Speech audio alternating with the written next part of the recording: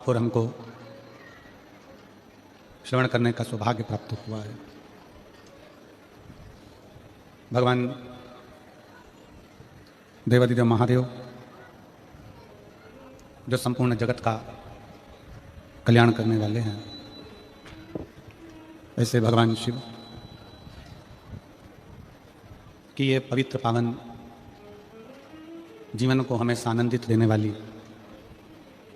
शिव चरणारविंद तक पहुँचाने वाली पवित्र शिव महापुराण की कथा श्रवण करने का सौभाग्य छत्तीसगढ़ के हालेकोसा की यह पवित्र भूमि, जहाँ पर आप और हम सब भगवान शंकर की कथा का रस तत्व ग्रहण कर रहे हैं, भगवान शंकर की कथा को श्रवण कर रहे हैं और अपने जीवन को सार्थक कर रहे हैं।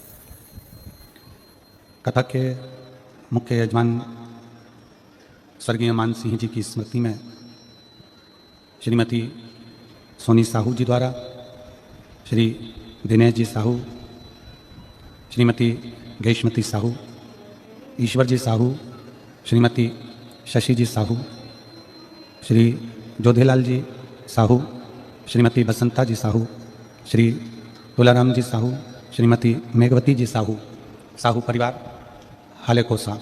एक बार यजमान परिवार के लिए जोरदार तालियों का स्वागत, वंदन, अभिनंदन। शिव कृपा से चतुर्थ दिवस की आज कथा है, कथा का चौथा दिन। बचपन, जवानी, अधेड़ी और बुढ़ापा, चौथी अवस्था है बुढ़ापा। ये चौथे नंबर की अवस्था है। जो जन्मा है, जन्म लेने के बाद में वो चौथी अवस्था की ओर बढ़ता ही है। गला पकड़ रहा है। बचपन जाएगा, जवानी जाएगी, अधेड़ी जाएगी, फिर बुढ़ापे की ओर बढ़ जाओगे। और इस पूरी उम्र को जाने में हमने अपने घर को भर लिया। हम घर में गाड़ी भी लेकर आ गए, बंगला भी लेकर हमने बना लिया, जमीन जायदाद भी बना ली हमने, धन दौलत भी बना लिया हमने, अलमारी भी भर ली हमने, तिजोरी भी भर ली।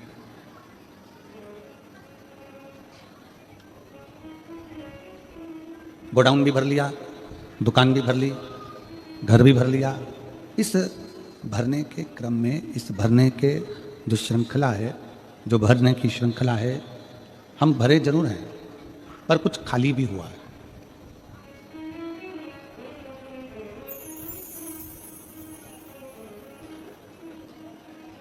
यहाँ मेरे बेटियां बैठी हुई हैं, बेटा बैठे हुए हैं, माताएं बैठी हुई हैं, भाई बैठे हुए हैं, यहाँ पर विराजमान हैं सभी की सभी। आप जब लिखने बैठते हो, आप जब लिखते हो या लिखने बैठते हो या आप लिखते हो, अपनी कॉपी को भरते हो। एग्जाम में बैठे हो तो भी कॉपी भरते हो, होमवर्क करने बैठे हो तो भी कॉपी भरते हो, स्लेट पर लिखते हो तो स्लेट भरते हो।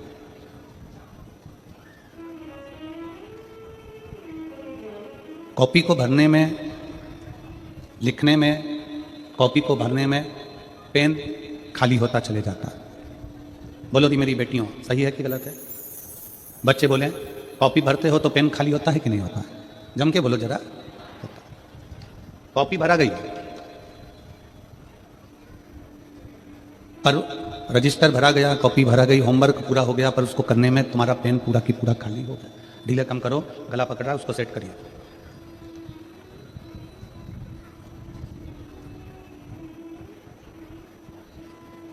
कॉपी तुमने भरी, पर कॉपी भरने में, रजिस्टर भरने में, डायरी भरने में तुम्हारा पेन पूरा की पूरा खाली होगा। पेन पूरा की पूरा खाली होगा। बस यही कथा हमारे जीवन की है। कॉपी को भरने में पेन खाली हो जाता है, घर को भरने में हमारी उम्र पूरी खाली होती चली जाती है। पूरी दुकान भर दी, गोडाउन भर दिया, घर भर दिया, गाड़ी लिया है, घोड़ा लिया है, पूरा घर में तिजोरी भर ली, अलमारी भर ली, गोडाउन भरा, फैक्ट्री भर ली, सब कुछ भरा, पर भरने में कितना कम हो गए, अंदर से पूरे खाली हो गए। बचपन पूरा चले गया, जवानी पूरी चली गई, अधेड़ी पूरी चली गई, बुढ़ापा आ गया, पूरे खाली अंदर से हो चुके।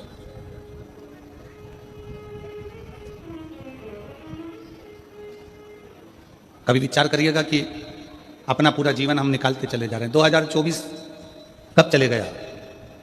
शायद मेरी यहाँ पर दीदियाँ बैठी हैं, मेरी बहनें बैठी हैं, मेरी जीजी, मेरे जीजा, मेरी बेटियाँ, बेटा बैठे हैं, कई माता हैं, तो आश्चर्य कर रही होंगी कि 2024 इतनी जल्दी निकल गया, मालूम ही नहीं पड़ा। और 2025 लग गया, उसकी भी आज 7 तारीख हो गई।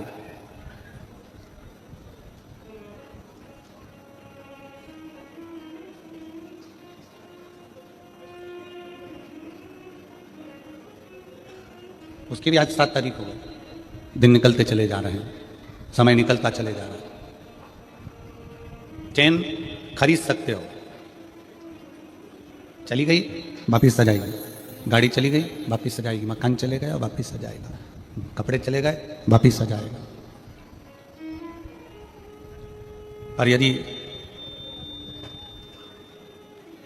जो समय चले गया वो वापिस आ सकता है? जम के तो बोलो, 2024 को वापिस ला सकते हो? नहीं। गया समय, जो समय चला गया, जो गया हुआ समय वो वापिस नहीं आ सकता, वापिस नहीं आएगा। पर उस समय में हम कुछ ऐसा कर चलें, इस समय भले वापिस ना आवे, पर उस समय को दुनिया याद रखे कि वो समय था जिस समय में हमने भगवान शंकर की अविरल भक्ति से सब कुछ पा लिया था और शिव कृपा से हमें सब मिल गया। समय वापिस नहीं आएगा। समय गया तो गया, बचपन गया तो गया, जवानी गई तो गई, अधेड़ी गई तो गई। मकान को भरने में, गोडाउन को भरने में, दुकान को भरने में, फैक्ट्री को भरने में, खले को भरने में पूरा शरीर, पूरा जीवन और पूरी सांसें खाली होती चली जाती।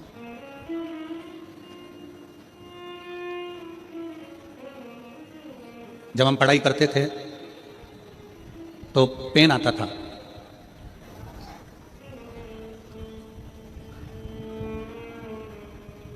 दिनेश जी आपने भी वो पेन देखा होगा जिसमें कांच लगा हुआ होता था और उसमें स्याही भरते थे।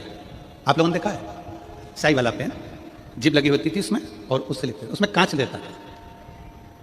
किसने देखा है? जरा हाथ उठाओ। सबने देखा है? अरे वाह, मतलब आप हमारे साथ ही पढ़े हो, पक्का है, ठीक है। अब आप हमारे साथ पढ़े हो तो हमारे तो बेस्ट फ्रेंड हो गए हो। आप जीजी जीजा तो हो पर साथ में बेस्ट फ्रेंड भी हो, पक्का है। उस पेन में स्याही भरना पड़ती थी, ढक्कन खोलो, उसको थोड़ा सा पेन का जिप खोल के उसमें स्याही भर दो। और जब परीक्षा हाल में पहुंचते थे ना, तो उस परीक्षा हाल में लिखते लिखते लिखते लिखते बार बार उस पेन के कांच की ओर देखना पड़ता था कि स्याही कितनी बची है। स्याही कम होती चली जाती थी और टेंशन बढ़ती चली जाती थी। लिखते गए लिखते गए लिखते गए, फिर देखा थोड़ी सी बची है, बहुत कम बहुत कम बहुत कम। आखिरी में 4 पेज, एक पेज पूरा लिखने के लिए रह जाता था और थोड़ी सी स्याही बचती थी। तो अब सोचते थे कि कौन सा क्वेश्चन का उत्तर लिखना है जिसमें नंबर ज्यादा आ जाए, क्योंकि स्याही कम है। एक पेज पूरा बचा, प्रश्न बहुत सारे बचे हैं, उसको लिखना। तो यह देखा जाता था कि कौन सा प्रश्न पर सबसे ज्यादा अंक प्राप्त हो सकते हैं। कोई इसमें 2 अंक मिलता था, कोई में 5 मिलता था, कोई में 8 अंक का होता था, कोई 10 अंक का। तो कौन में सबसे ज्यादा मिलता, तो जो अंक में सबसे ज्यादा मिलते थे फिर उसको लिखते थे, क्योंकि स्याही कम बचती थी। वो पेन तो ऐसा बना था जिसको हम देखकर समझ जाते थे कि स्याही कम हो गई है, संभल जाओ। पर जीवन एक ऐसा पेन है जिसकी स्याही कब खत्म हो रही है किसी को नहीं मालूम पड़ता, कब आखिर में वो कलम समाप्त हो गई, कब इसकी स्याही खत्म हो गई, कब इसकी स्याही समाप्त हो गई, ये पेन समझ में ही नहीं आता।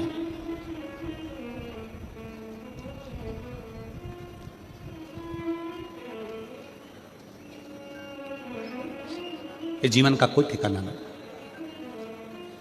जयपुर में अभी कुछ समय के पहले 24 में एक हादसा हुआ जिसमें केमिकल का ट्रक पूरा जल गया और उसके कारण ना जाने कितने निर्दोष भी चले गए।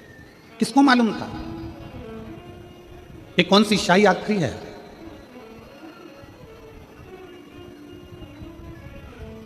छत्तीसगढ़ में अभी 2 दिवसीय में नक्सलियों द्वारा एक ब्लास्टिंग हुआ उसमें कई जवान चले गए। किसको मालूम था कि शाही आखिरी है?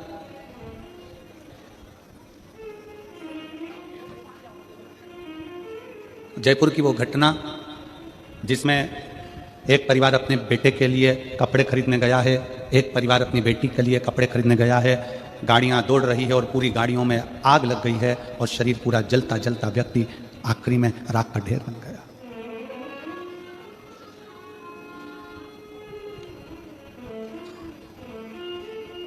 नक्सलियों की वो घटना छत्तीसगढ़ की जिसमें ब्लास्ट हुआ, कई जवान चले गए। इस कलम की शाही कौन सी आखिरी है, इस कलम की शाही कौन सी समाप्त हो जाए, ये किसी को मालूम नहीं, किसी को नहीं मालूम। हर पल, हर घड़ी, हर क्षण आप और हम उस परमात्मा को याद कर कर जिए तो समझो कि हमारी कॉपी भरा रही। अपनी कॉपी में मेरे जितने स्टूडेंट बच्चे बैठे हुए हैं, जितने पढ़ने वाले बेटा बेटी बैठे हुए हैं, जितने स्टूडेंट बच्चे बैठे हैं, मैं उनसे कहूंगा सबसे पहले कॉपी को एग्जाम के समय पर जब आप लिखने के लिए बैठते हो, जब आप क्वेश्चन का पेपर तुम्हारे सामने होता है, तो सबसे पहले तुमको जो याद है, तुम्हें जो क्वेश्चन का उत्तर याद है, सबसे पहले कॉपी उससे भरो। फिर जिन क्वेश्चनों को तुम कम जानते हो, जब पूरी कॉपी उससे भर लोगे, फिर जिनको कम जानते हो फिर उस पर विचार करो, विवेक लगाओ कि मैंने पढ़ाई करी थी, उस पढ़ाई में मैंने ये क्वेश्चन स्मरण किया था और मुझे याद है, मैं लिख सकता हूं। पूरे कॉन्फिडेंस के साथ अपनी उस कॉपी में लिखना प्रारंभ करो। फिर अपनी चतुरता से, अपनी विद्वत्ता से, जो तुमको याद प्रश्न आया है सामने पर, तुम चतुर हो, तुम विद्वान हो, तुम साधारण नहीं हो, फिर उस प्रश्न का उत्तर लिखो जिसके तुम उस उत्तर को स्वयं विद्वत्ता से बना सकते हो। अगर आप अपने कॉन्फिडेंस के साथ, अपनी विद्वत्ता के साथ जब कॉपी में कुछ लिखोगे, उत्तर डालोगे, तो किसी की सामर्थ्यता नहीं है कि कोई तुमको फेल कर दे, आपका परिश्रम आपको आगे निकाल दे।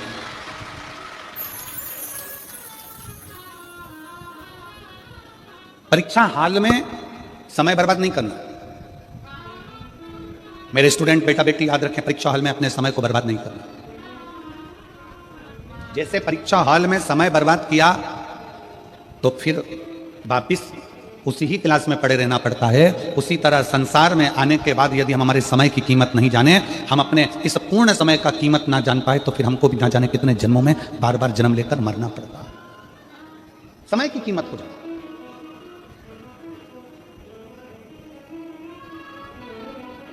जिसने समय की कीमत को जान लिया वो जिंदगी में सबसे आगे बढ़ गया, जीवन में बढ़ता गया, बढ़ता गया।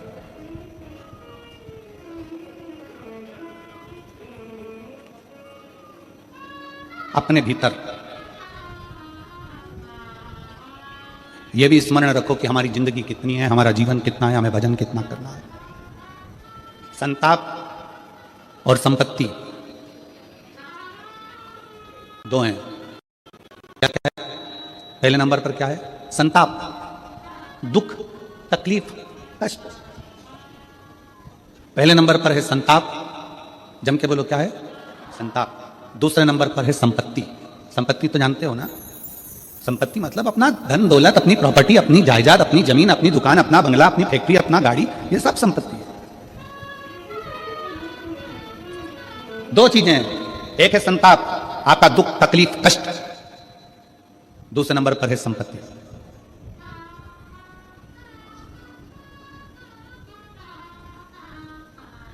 संपत्ति खींचने वाले बहुत मिलेंगे आपको, बहुत। बेटा बेटी, नाती पंती, रिश्ते नाते, बहन भाई, कुटुंब, मामा मासा, ये वो, फूफा फूफी, ये सब संपत्ति खींचने वाले। दोस्त मित्र, रिश्तेदार, नातेदार, ये सब संपत्ति खींचने वाले। कोई आपका संताप खींचने वाला होगा जो आपका दुख ले ले, आपकी तकलीफ ले ले, आपका कष्ट ले ले, आपकी बीमारी ले ले, आपके जीवन का सारा तकलीफ, आपके जीवन का सारा दुख, आपके जीवन का सारा कष्ट कोई ले ले? है कोई ऐसा? जम के बोलो जरा। नहीं। संसार में, परिवार में, कुटुंब में, रिश्तों में, नातों में कोई ऐसा नहीं है जो तुम्हारा संताप लेगा। रिश्तों में, नातों में, कुटुंब में सब ऐसे मिलेंगे जो तुम्हारी संपत्ति लेंगे।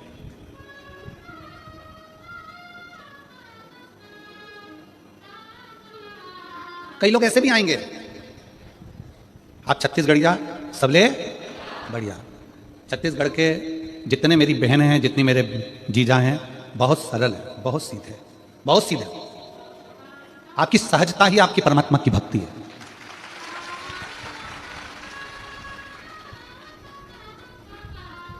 कई लोग आएंगे दूसरी जगह से, आएंगे आपके नगर में, आपके गांव में, आपके शहर में आकर रहेंगे। धीरे धीरे आपको कर्जा दे देकर आपकी जमीन को अपना बना लेंगे और एक दिन उसी जमीन पर तुम्हें गुलाम बनाकर काम कराएंगे। सावधान छत्तीसगढ़, सावधान मेरी जीजियों, सावधान मेरे जीजा। छत्तीसगढ़ के इस पवित्र मां कौशल्या की भूमि में जितने भी छत्तीसगढ़िया रहते थे, वो सब भगवान की भक्ति करने वाले रहते थे। यहां छत्तीसगढ़ में लोग पहले ज्यादा मदिरा का नशा, दारू का नशा नहीं करते थे। छत्तीसगढ़ के लोग कोई व्यसन में नहीं डूबे हुए थे। इनको जान कर करके लोग इनकी प्रॉपर्टी, इनकी जमीन, इनका घर, इनका गांव अपना बनाने के चक्कर में धीरे धीरे आपको व्यसन में डुबाना, और व्यसन में डुबाकर धीरे धीरे आपकी जमीन को अपना खुद का बना लेना, और बाद में आपको गुलाम बनाकर पटक देना और दर दर जाकर आप काम करना। बस यही जीवन इन्होंने करा। सावधान हो जाइए।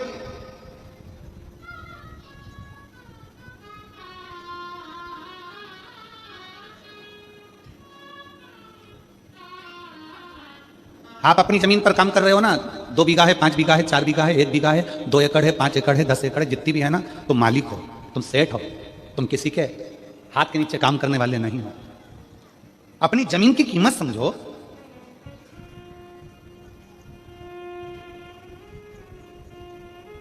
संताप को हरने वाला कोई नहीं होगा, संपत्ति को हरने वाले बहुत होंगे। तुम्हारे मुख पर मीठा बनकर तुम्हारी संपत्ति को छुड़ा लेंगे।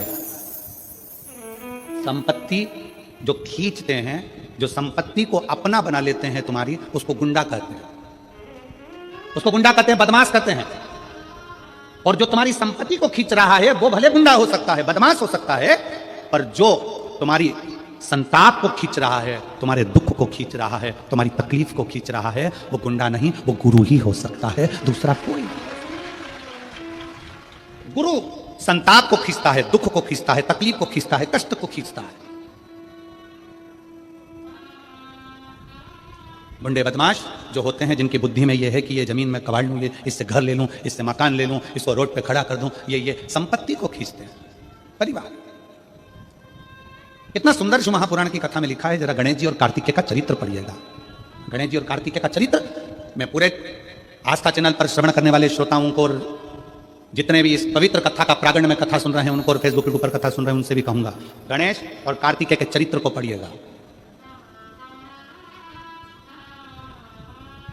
कि 2 जगह का धन खाने वाला, 2 जगह का धन खाने वाला अपने शरीर के रोग से कभी नहीं छूटता, चाहे वो इल्ली बने, जीव बने, जलचर बने, थलचर बने, वायुचर बने, चाहे मनुष्य बने। 2 जगह का धन खाने वाला। पहला अपने भाई की संपत्ति, दूसरा अपने गुरु की या अपने भगवान के मंदिर की संपत्ति। एक भाई की संपत्ति खाने वाला, एक गुरु या परमात्मा की संपत्ति खाने वाला कभी जिंदगी में सफल नहीं हो सकता। वो तड़प तड़प कर ही जाता है। उसके शरीर में कष्ट, उसके शरीर में रोग, उसके शरीर में बीमारी आती ही है। षडानंद कार्तिक और गणेश जी का सुंदर चरित्र शिव महापुराण में वर्णन आता है।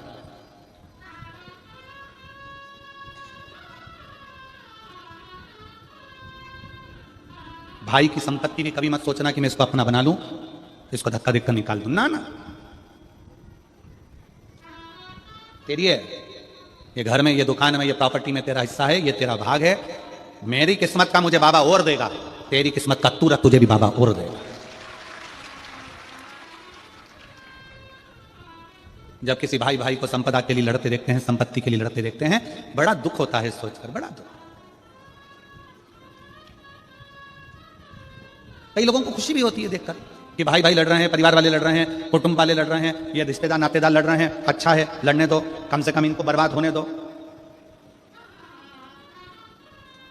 कई लोग हंसते हैं, कई लोग देखकर खुश होते हैं। पर आस्था चैनल के माध्यम से सभी श्रोता भाई बहनों से निवेदन करूंगा कि भाई की संपत्ति, गुरु की संपत्ति और मंदिर की संपत्ति कभी जिंदगी में सफलता नहीं देती है, कभी नहीं। छोड़ो, रखो।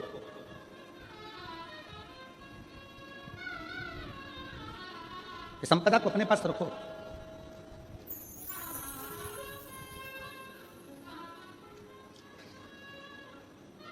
अभी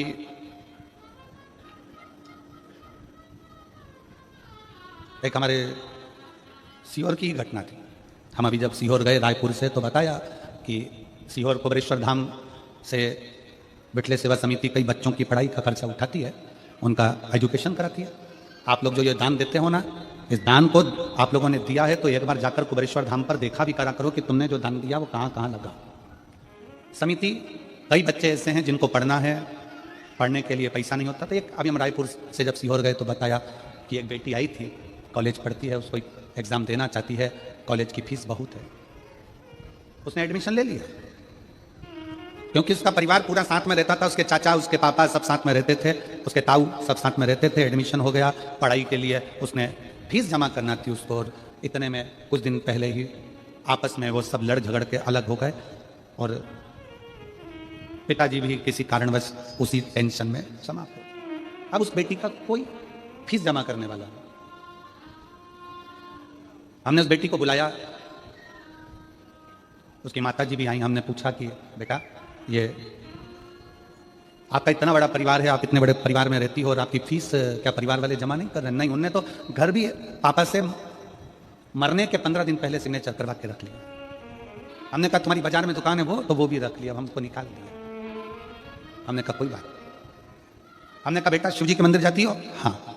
उनकी माता जी से पूछा, जी जी आप जाती हो? हाँ। तो हमने कहा टेंशन मत लेना, उनने कलम का लिखा अपना कर लिया, अब तुम कर्म का लिखा अपना बनाना, शिव की आराधना करो। फिर धाम से कॉलेज में फोन किया गया कि ये लड़की है, ये बेटी है, इसका फीस जमा होना है, कितना कितना बचा है। तब वो फीस की लिस्ट कॉलेज से धाम बुलवाई गई, फिर उसका फीस जमा करी।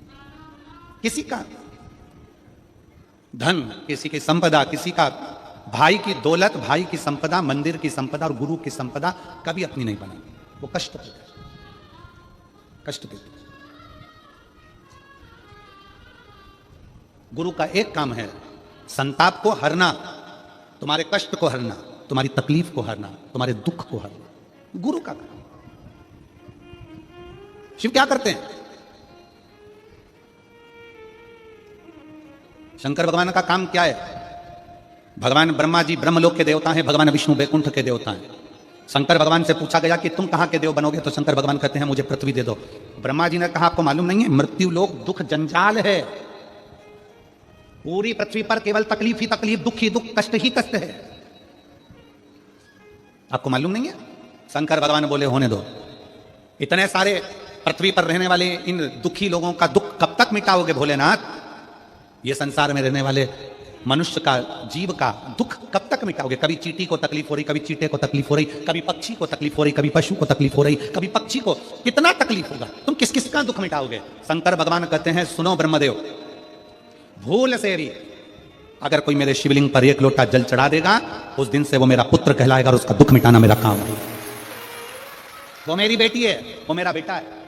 सुनो ब्रह्मदेव, कोई पक्षी मेरे मंदिर के ऊपर से, मेरे शिवलिंग के ऊपर से, मेरे शिवालय के ऊपर से उड़कर जाएगा, उस दिन से वो मेरी संतान कहलाएगा, उसका दुख मैं मिटा दूंगा।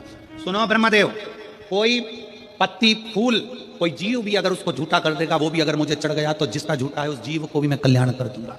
सुनो ब्रह्मदेव, पानी में रहने वाली मछली, मगर, सर्प, जलचर, थलचर जो भी होंगे, वो पानी में रह रहे होंगे, वो पानी भी अगर मुझ पर चढ़ गया तो उन जीवों का भी मैं कल्याण कर दूंगा जो पानी के अंदर निवास करते हैं, उनका कल्याण।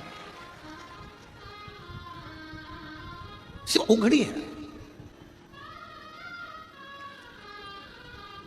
एक कॉपी को भरने में अपना पूरा पेन खाली हो जाता है और घर परिवार को भरने में मेरे भाई, मेरे बंधु, मेरे रिश्ते, मेरे नाते, मेरे कुटुंब, मेरे कबीला, मेरे बच्चे, इनके लिए ये कर दूं, उनके लिए वो कर दूं, और पूरा जीवन हमारा खाली हो जाता है, पूरा जीवन, पूरा जीवन। इसलिए शिव महापुराण की कथा कहती है कि भगवत भजन में, भगवान शंकर की भक्ति में, भगवान शंकर के स्मरण में गुरु क्यों लगाता है? क्या पड़ा हमको कि हम तुमसे बार बार कहें कि शंकर जी के मंदिर में जाओ, शंकर जी के मंदिर में जाओ, शंकर जी के मंदिर में जाओ? इसमें हमारा कोई फायदा है क्या? जम के बोलो रे हालो कोसा की जीजियो, हमारा कोई फायदा तुम्हारे मंदिर जाने से? हम यहाँ तुम्हें देखने आ रहे हैं कि हाले कोसा में कि तुम मंदिर गई कि नहीं गई? हम उत्तर प्रदेश में देखने आ रहे हैं क्या? हम मध्य प्रदेश में देखने आ रहे हैं कि राजस्थान में देखने आ रहे हैं कि गुजरात में देखने आ रहे हैं कि झारखंड में देखने आ रहे हैं कि उड़ीसा में देखने आ रहे हैं? हम देखने के लिए नहीं आ रहे कि तुम मंदिर गए कि नहीं गए। इसमें सीहोर वाले महाराज का कोई फायदा नहीं। हेलमेट लगाओ ना लगाओ, इस हेलमेट लगाने और ना लगाने से गवर्नमेंट का कोई फायदा है क्या? जम के बोलो जरा। नहीं, फायदा किसका है? तुम्हारा। हेलमेट लगा के जाओगे, कहीं एक्सीडेंट हो गया, गिर पड़ गए, शरीर अगर टूट फूट गया तो चल जाएगा, पर ब्रेन अगर डैमेज हो गया तो तू मर जाएगा। इसलिए हेलमेट लगाओगे तो मरोगे नहीं, इसलिए सरकार उस पर सख्ती कर दी है। इसमें पुलिस का फायदा नहीं है, इसमें तुम्हारा फायदा कि हेलमेट लगाओ, हेलमेट लगाओ। बार बार क्यों कहते हैं पुलिस वाले, गाड़ी रोक के हेलमेट लगा? सीट बेल्ट लगाने के लिए क्यों कहते हैं? इसमें सरकार का कोई फायदा है क्या सीट बेल्ट से? जम के बोलो जरा। नहीं, फायदा किसका है? तुम्हारा। सीट बेल्ट लगाओगे, एक्सीडेंट हुआ तो एकदम धक्के से गाड़ी तुम्हारे आंखों में, सिर में कांच नहीं चुभेगा, तुम बच जाओगे। हेलमेट लगाओगे तो तुम बच जाओगे। इसमें सरकार का फायदा नहीं है, हेलमेट लगाने से सरकार का फायदा नहीं, सीट बेल्ट लगाने से सरकार का फायदा नहीं, फायदा तुम्हारा है। उसी तरह एक लोटा जल शंकर को चढ़ाने से सियोर वाले महाराज का फायदा नहीं, फायदा तुम्हारा है कि कुछ ना कुछ अच्छा हो जाए। इसमें हमारा फायदा नहीं है कि तुम मंदिर जाओगी तो कुछ हमको अच्छा सा मिल जाएगा, कुछ तुम हमको कुछ दे दोगे। ना ना ना, ये 15-15, 20-20 साल में बच्चे हो रहे हैं, तुम्हारे बच्चे हुए तो इसका फायदा किसको मिला? सियोर वाले महाराज को नहीं, फायदा तुमको मिला। तुम्हारी औलाद तुम्हारी सेवा करेगी, तुम्हारी औलाद तुम्हारे पांव दबाएगी, तुम्हारी औलाद तुम्हारे खेत में काम करेगी, तुम्हारी औलाद नौकरी करेगी, तुम्हारी औलाद जब शादी होकर बहू लेकर आएगी तो गर्म रोटी भी तुम खाओगे। सियोर वाला महाराज थोड़ी ना खाएगा, फायदा तुम्हारा।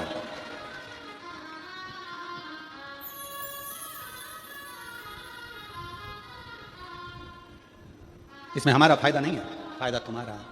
जब तुम्हारा दुख, तकलीफ, कष्ट जितना भी है तुम्हारे भीतर का जो संताप है, गुरु कहते हैं कि वो शंकर को जल चढ़ाने से वो संताप कट जाता है। गुरु संताप लेता है, परिवार संपत्ति लेता है, दोनों में अंतर है। संताप लेने वाला गुरु तुमको परमात्मा से जोड़ देता है, संपत्ति लेने के बाद जब तुम खाली हो जाते हो तो नशे में डूब जाते हो, नशे में।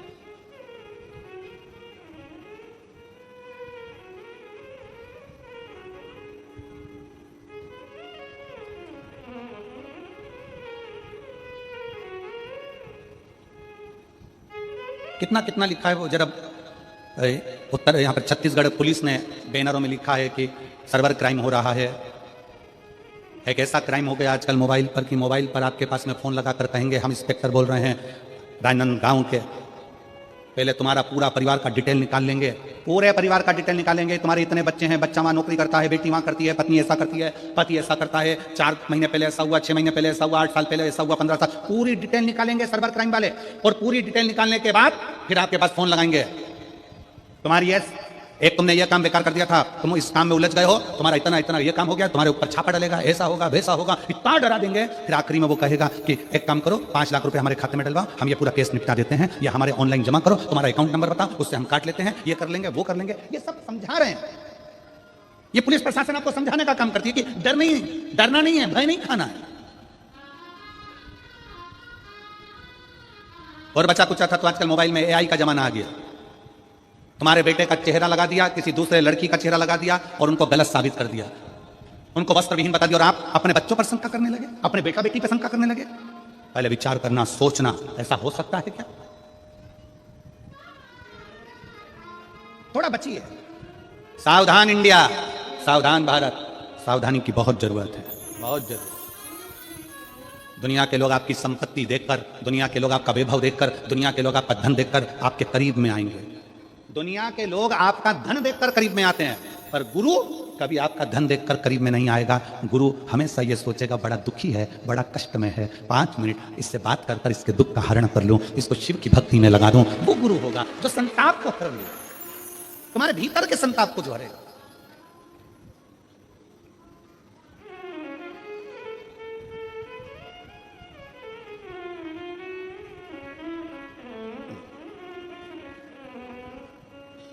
और शंभु शरणे पड़ी मांगू घड़ी रे घड़ी, दुख काट दया करीन दर्शन। शंभु शरणे मांगू घड़ी दुख काट दया करीन दर्शन। संपत्ति के बहुत सारे हकदार होंगे, संपदा के बहुत सारे हकदार होंगे, पर अपनी कर्म के कोई हकदार नहीं होता, कोई हकदार नहीं।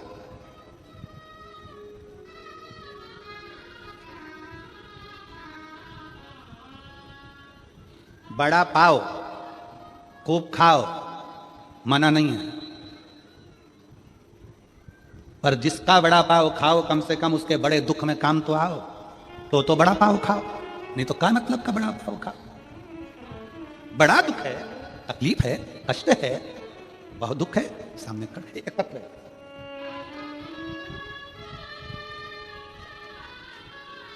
मेरा नाम सुगंधी आर्य है। मैं जिला बालोद डोंडी लोहारा का निवासी हूँ। मेरा मोबाइल नंबर ये है, कहीं बैठे हो तो हाथ हिला सकते हैं। आप ही हैं, आ जाओ, एक बेलपत्र ले जाना चाहिए। सुगंधी आर्य है, जिला बालोद डोंडी लोहारा का निवासी हूँ। मेरा मोबाइल नंबर ये है। प्रणाम करती हूँ। एक लोटे जल का क्या महत्व बताऊँ एवं पंडाल में बैठकर कथा सुनने का क्या महत्व है मैं जानती हूँ। पत्र को आप लोग एलईडी पर पढ़ सकते हैं। मेरा बेटा पुलिस की तैयारी कर रहा था। तैयारी करते हुए 2 बार फिजिकल और मेडिकल परीक्षा में पास हो गया, किंतु मेरिट लिस्ट में नंबर कम हो जाता था। मैं अपने बेटे को सीहोर भेजकर कुबेरेश्वर महादेव से प्रार्थना कर वहां बैठकर रुद्राक्ष की माला जाप कर आने के लिए कहा। मेरा बेटा सीहोर गया और कुबेरेश्वर महादेव से प्रार्थना कर वहां बैठकर रुद्राक्ष की माला का जाप किया और वहां से कंकर शंकर को नमन कर घर वापस आया। मैं अपने बेटे की कामना के लिए शिवजी पर 1 लोटा जल प्रतिदिन चढ़ाने लगी, प्रार्थना करती। कभी कभी बेटा मन से हार जाता, उसको समझा देती। सीहोर वाला महाराज कहता है कि मेहनत को 4 गुना बढ़ाओ, परिश्रम 4 गुनी करो, रात दिन एक करो और फिर बाबा को बेलपत्र शहद लगा कर जाओ। कहीं पर भी नजदीक में कथा हो वहां सुनने के लिए चली जाती। नजदीक में एरिया ढूंढती कि कथा कितनी दूर पर है, पंडाल में बैठकर कथा सुनती। गुरुदेव, मैंने सोचा नहीं था कि पंडाल में बैठकर कथा सुनने का फल क्या इतना जल्दी बाबा दे सकता है। आज मेरे भोले बाबा की कृपा से मेरे बेटे का मेरिट लिस्ट में नाम आ गया और अच्छे नंबर से ISF में चयन हो गया। मैं बाबा को यहाँ प्रणाम करने के लिए आई हूँ, बाबा को विनय करने के लिए आई हूँ। एक लाइन अच्छी लिखी आप और हम गुनगुनाते हैं। रिश्ता तेरा मेरा सबसे प्यारा, रिश्ता तेरा मेरा सबसे प्यारा, तू मेरा बाबा मैं हूँ तेरा लाला, मैं हूँ तेरा लाला, तू मेरा बाबा मैं हूँ तेरा लाला, मैं हूँ। आप और हम भगवान शिव के करीब।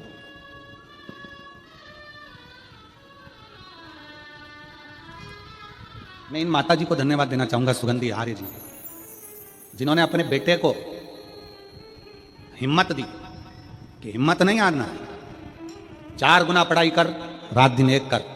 सीहोर वाला महाराज कहता है पढ़ो। जिन्होंने अपने बेटे को कुबेरेश्वर धाम का रास्ता दिखाया कि वहां चले जा, एक बार बैठ कर वहां विनती कर करा, उसके दरवाजे से कोई खाली नहीं आता तो तू भी खाली नहीं रहेगा, यह विश्वास है। लोग कहते हैं कुबेरेश्वर धाम है, हम कहते हैं किस्मत बदलने वाला धाम दुनिया में एक ही है और वो कुबेरेश्वर धाम है। के पलट देता। लाख बीमारी हो, लाख दुख हो, लाख टेंशन हो, चले जाओ कुबेरेश्वर धाम की धारा पर बैठकर कंकर शंकर की 5 कंकर बीन कर उसकी पूजन करो, विनय करो, माला से 108 बार श्री शिवाय नमस्तुभ्यम का जाप करो, भूमि का शयन, रात्रि का विश्राम करो, सुबह उठ के बाबा कंकर शंकर को 1 लोटा जल चढ़ाओ, दिल से प्रार्थना करो, थोड़ा वहां कुछ सेवा का मौका मिल जाए तो भोजन परोस दो, गौ माता की गौशाला में जाकर थोड़ा गोबर उठा लो, थोड़ी गौ माता की सेवा कर लो, थोड़ा उस भूमि पर थोड़ा कोई कचरा वचरा पड़ा हो तो साफ कर लो, जिससे तुम्हारी भी उलझने साफ होती चली जाए और तुम्हारा जीवन सार्थक हो।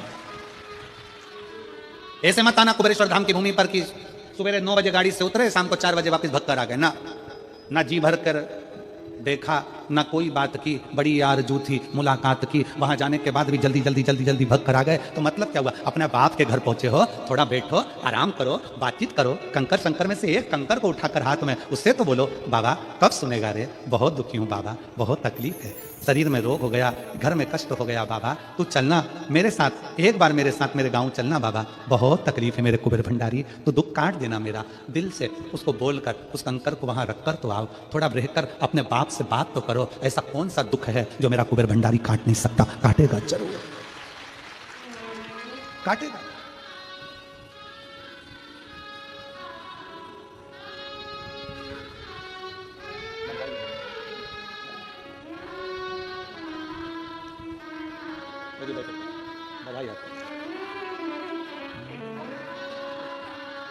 ओ रिश्ता तेरा मेरा सबसे प्यारा, रिश्ता तेरा मेरा सबसे प्यारा, तू मेरा बाला मैं हूँ तेरा लाला, मैं हूँ तेरा लाला, तू मेरा बाबा मैं हूँ तेरा लाला, मैं हूँ तेरा लाला। हे मेरे कुबेरेश्वर बाबा, हे मेरे कुबेर भंडारी, तेरे ही बल पर जी रहा हूं, मेरा है क्या।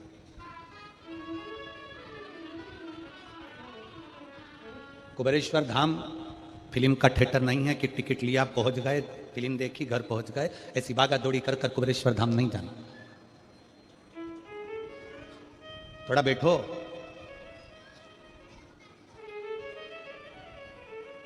तुम्हारा पति तुम्हारे मायके तुमको लेकर चले जाए, 1-2 घंटे मिलाए और वापस लेकर अपने घर आ जाए तो तुम्हें अच्छा लगता है क्या? बोलो तो जम के।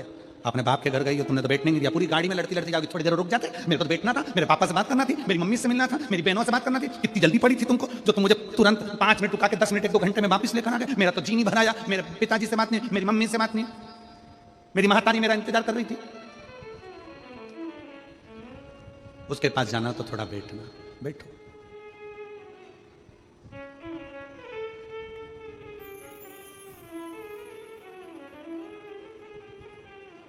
उसके पास जाओ तो कुछ देर बैठने का प्रयास करो, बैठने। और आपके नजदीक में जितने शंकर के मंदिर हैं जहां आप 1 लोटा जल चढ़ाने जाती हो ना, 1 लोटा जल चढ़ाने के लिए शंकर के मंदिर में जाती हो तो घर से जब 1 लोटा पानी भरो, घर से जब 1 लोटा जल भरो और मंदिर के लिए जब निकलो ना, घर से निकलते समय रत्ती भर टेंशन लेकर मत जाना। घर से जब पानी भरो खुश होकर जाना, मैं मेरे पिता से मिलने के लिए जा रही हूं, अपने दिल की बात अपने बाप को बताने के लिए जाना, दिल से जाना, दिल से। मैं अपने पिता से मिलने जा रही हूं। भले मंदिर में जाकर कुछ मत कहो, शंकर जी को एक शब्द मत कहो, तुम जो लोटा भरकर पानी लेकर जा रही हो ना, वो लोटे का जल शंकर को चढ़ाते से ही शंकर जी समझ जाते हैं कि तेरे जीवन में दुख कितना है। सुदामा जी ने भगवान कृष्ण को चावल दिए थे, बोलो री जी सही है कि गलत? क्या दिया था? तंदूल। सुदामा जी ने यह कहा था कि मुझे बहुत दुख है, बोला था कि सुदामा जी ने कहा था कि मेरे बच्चों को खाने के लिए अन्न नहीं है, सुदामा जी ने कहा था कि मेरी पत्नी की साड़ी फटी हुई है, सुदामा जी ने कहा था कि मुझे दुख बहुत है, दर्द बहुत है, मेरा झोपड़ा टूटा है, मेरा मकान नहीं है। सुदामा जी ने कुछ भी नहीं बोला, सुदामा जी तो तंदूल लेकर गए थे और तंदूल ले जाकर जो भगवान ने उस तंदूल को लिया, तंदूल को पाते से ही भगवान समझ गए थे कि इसके घर में दुख कितना है। तंदूल मुख में गया और भगवान कृष्ण समझ गए कि दुख कितना है, 3 लोक का राज्य दे दिया। सुदामा जी जैसे ही तंदूल दिए, भगवान ने सोच लिया कि तंदूल की दशा क्या है। उसी तरह जब जल शंकर जी पे चढ़ता है तो शंकर जी को तुम कुछ कहो मत कहो, वो जल तुम्हारे घर की पूरी दशा बता देता है कि इससे तकलीफ कितनी है। क्यों? दुख की बात कहां पर करते हो, तकलीफ की बात कहां करते हो, कष्ट की बात कहां करते हो? सारा घर का मनन चिंतन कहां पर होता है? रसोई घर में। सारा मनन चिंतन कहां होगा? रसोई घर में। देवरानी जेठानी बात कहां करेगी? रसोई घर में। कोई दुख हो गया, तकलीफ आ गई, बात कहां होगी? रसोई घर में। अरे उन्होंने ऐसा कर दिया, वो काका जी की तबीयत खराब, काकी जी कैसा हो गया, वैसा हो गया। सारी घर की सारी चर्चा रसोई घर में होती है। और जो तुम पानी भरकर लेकर जाते हो वो रसोई घर में से भरकर लेकर जाते हो, तो वो पानी के अंदर तुम्हारी वाणी की तरंगे उस जल के अंदर हो जाती है। जब जल महादेव को चढ़ता है उसे सब ज्ञात हो जाता है कि इससे तकलीफ क्या है। मंदिर में जाते हो आप, किसी भी मंदिर में, राम जी के मंदिर में जाओ, हनुमान जी के मंदिर में जाओ, कृष्ण जी के मंदिर में जाओ, पंडित जी क्या देते हैं तुम्हारे हाथ में? जम के बोलो जल्दी से, क्या देते हैं? चरणामृत देते हैं। पंडित जी चरणामृत देते हैं, तुलसी का जल देते हैं। वो जल, वो चरणामृत का जल पंडित जी क्यों देते हैं? मंदिर का जल ऐसा क्या है कि मंदिर के जल से पीने से तुम्हारी अकाल मृत्यु टल जाती है? उस जल में ऐसा क्या है? उस जल में ऐसा क्या है? जल वही है, बस भगवान के सामने रखा जाता है, आरती होती, घंटी बजती, मंजीरे बजते, मंदिर में हर हर महादेव होता, जय श्री कृष्णा जय राम जी की होती, तो वो ध्वनि उस जल के अंदर चली जाती है। वो जल जब हमारे उदर में जाता है तो हमारी अकाल मौत भी टल जाती है। वो जल की तरंग हमारे को मौत को भी टाल देती है।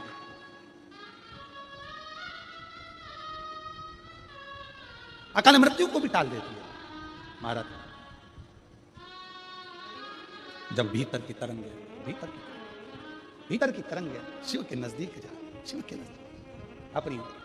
महाराज शास्त्र कह रहा है कि कैसे प्यार फिर पछताएगा। संसार सागर में जन्म लेना और संसार सागर में जन्म लेकर अगर भगवान की भक्ति हो जाए, एक लोटा जल महादेव को जब आप समर्पित करें, एक लोटा जल जब आप महादेव को चढ़ाने के लिए जाएं, कुछ मत कहो, ना कह सकते मत कहो, और शंकर के मंदिर में जब जल चढ़ाओगे, शिव तुम्हारे घर की दशा को जान लेंगे, वो समझ जाएगा वो महादेव है, वो घरदानी है, वो त्रिकालदर्शी है। इसीलिए हम बार बार पहले भी कहे, शिव के सिवा दिल ना लगा, शिव के सिवा दिल ना लगा। अपना मन, बुद्धि, चित्त शिव में लगाओ।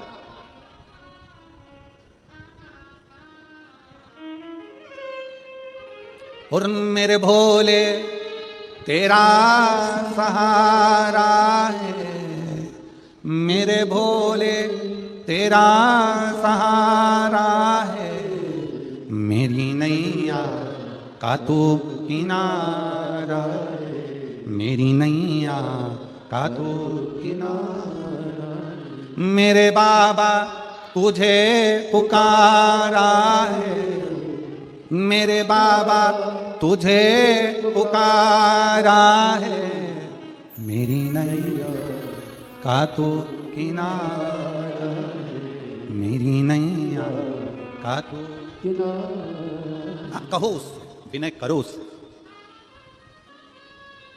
दिल से कहोगे, दिल से सुनोगे।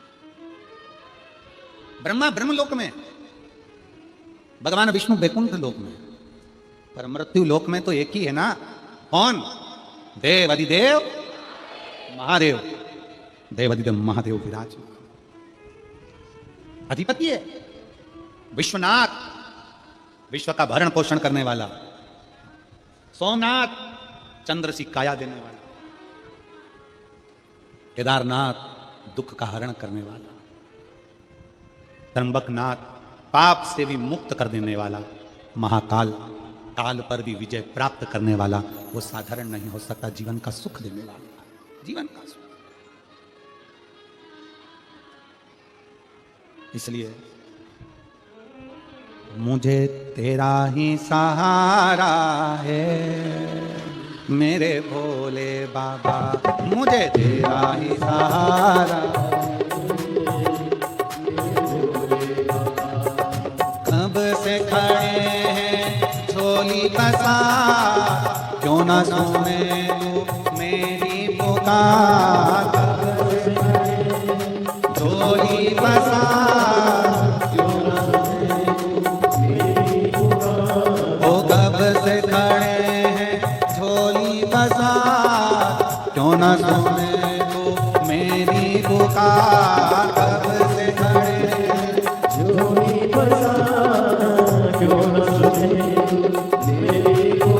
मुझे तेरा ही सहारा है, मेरे भोले बाबा, मुझे तेरा ही सहारा है, मेरे भोले बाबा, मैंने तुम्हें ही पुकारा, मेरे भोले बाबा, मैंने तुम्हें पुकारा है, मेरे भोले बाबा।